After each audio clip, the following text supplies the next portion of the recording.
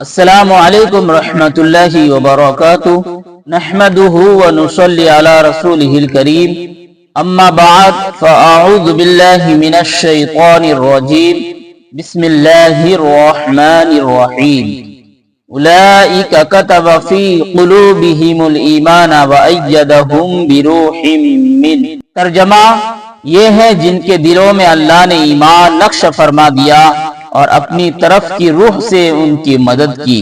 مولانا غلام مصطفیٰ صاحب اپنی تصریف میں فرماتے ہیں کہ ہم لوگ ایک ساتھ وفد کی شکل میں علماء حرم سے ملاقات کے لیے حاضر ہوئے۔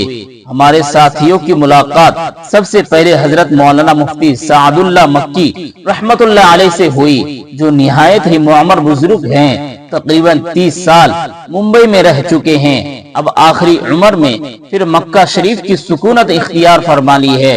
علامہ موصوف نے فرمایا کہ بلاد عرب کے شہر میں اعلیٰ حضرت مولانا احمد رضا خان صاحب فاضل بریلوی رحمت اللہ علیہ کا ڈنکا بج رہا ہے، اور علماء حرمین طیبین اعلیٰ حضرت سے جس قدر واقف ہیں ہندوستان کے لوگ اس قدر واقف نہیں ہیں۔ حضرت علامہ سعد اللہ مکی رحمت اللہ علیہ نے ہم لوگوں کو بطور امتحان حضرت مولانا سید محمد علوی مالکی رحمت اللہ علیہ کے پاس بھیجا، جو اس وقت مکہ شریف کے قاضی القضات ہیں۔ ان کے والد محترم اعلیٰ حضرت کے ہم عصر دوست تھے۔ حضرت علامہ سعد اللہ مکی رحمت اللہ علیہ نے ہم لوگوں سے فرمایا کہ آپ لوگ حضرت علامہ سید محمد علوی مالکی رحمت اللہ علیہ سے ملاقات کے بعد صرف اتنا کہیے گا، نحن تلاميذ اعلیٰ حضرت مولانا احمد رضا خان بریلوی رضی اللہ تعالی عنہ۔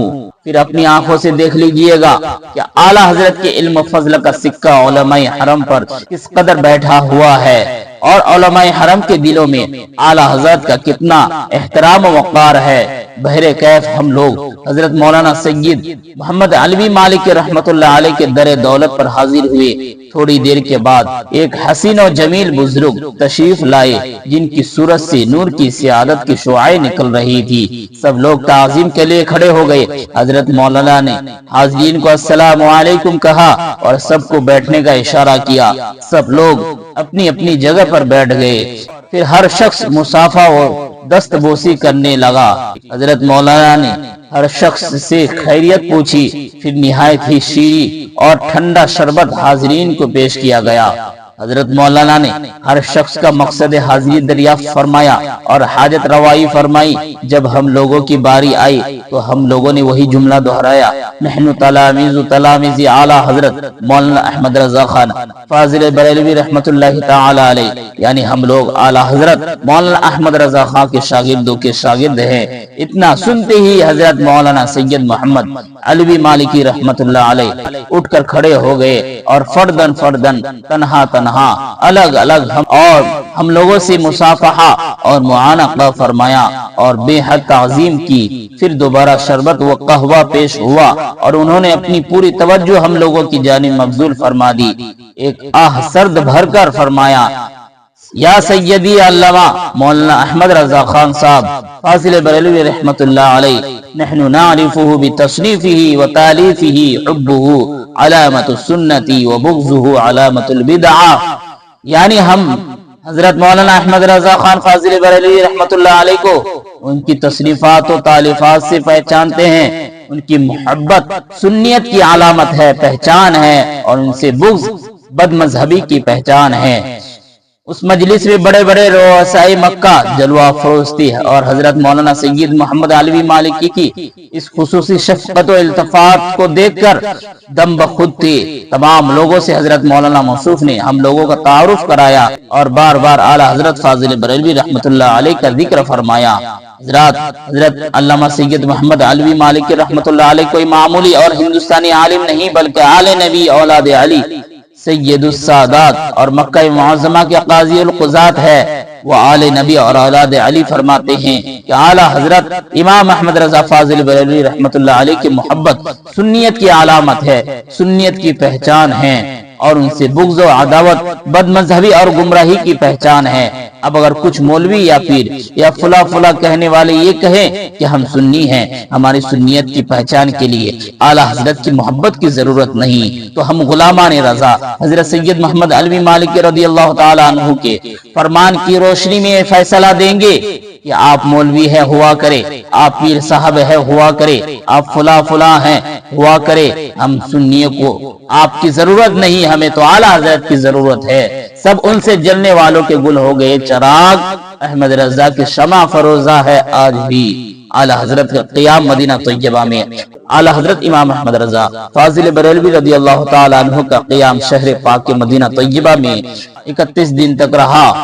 اس درمیان میں آپ ایک مرتبہ مسجد قباء شریف کو گئے اور ایک بار میدان احد میں سید الشہداء حضرت امیر حمزہ رضی اللہ تعالیٰ عنہ کی زیارت کے لیے حاضر ہوئے، اور باقی ایام سرکار اقدس صلی اللہ تعالیٰ علیہ وآلہ وسلم کی بارگاہ کی حاضری میں گزارا۔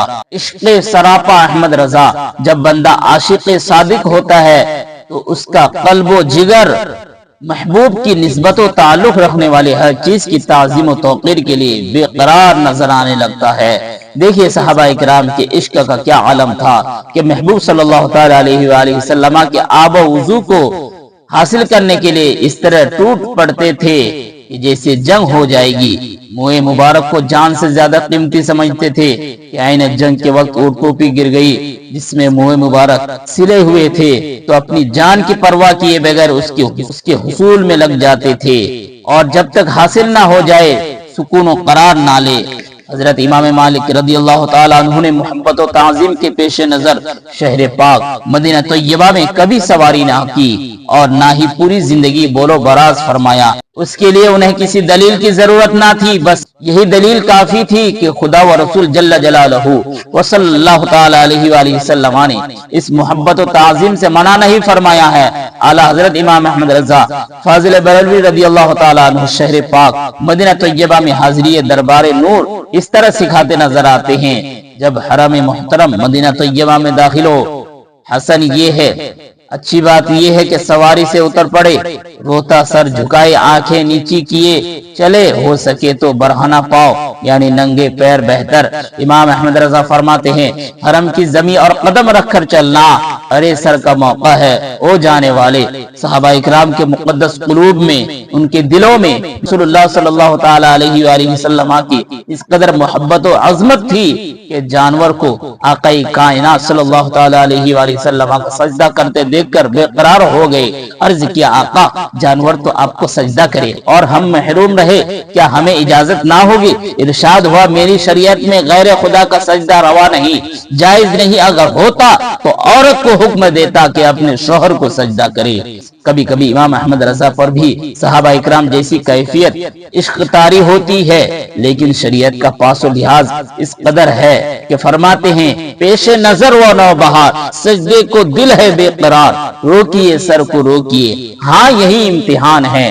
اعلی حضرت امام احمد رضا فاضل بریلوی رضی اللہ تعالی عنہ کے عشق کی تڑپ ہمیں ان کے مقام عشق کا پتہ دیتی ہے، اسی لیے تو فرماتے ہیں یا رسول اللہ صلی اللہ تعالی علیہ وآلہ وسلم دہن میں زباں تمہارے لیے، بدن میں ہے جان تمہارے لیے، ہم آئے یہاں تمہارے لیے، اٹھے بھی وہاں تمہارے لیے۔